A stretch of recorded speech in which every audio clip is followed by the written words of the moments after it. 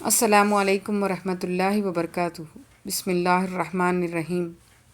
خواب غفلت میں سوئے ہوئے مومنوں، عیش و عشرت بڑھانے سے کیا فائدہ؟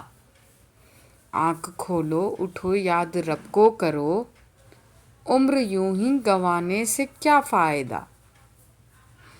اپنے رب کو جوانی میں بھولا ہے تو، اور طاقت کے بوتے پہ پھولا ہے تو، جب جوانی ڈھلے گی تو پچھتائے گا، پھر یوں رونے رلانے سے کیا فائدہ؟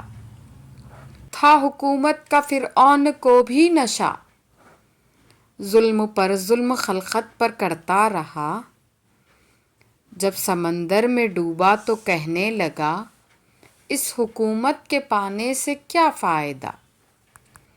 کتنا مشہور قصہ ہے شداد کا، روح جب اس کے تن سے نکالی گئی، مرتا مرتا بھی لوگوں سے کہتا گیا، ایسی جنت بنانے سے کیا فائدہ؟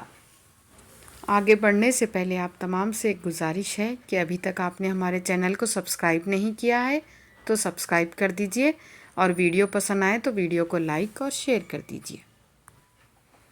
قابل ذکر قصہ ہے نمرود کا، وہ بھی انکار کرتا تھا معبود کا، اس کا مغز ایک مچھر نے کھا کر کہا، یوں بڑائی جتانے سے کیا فائدہ؟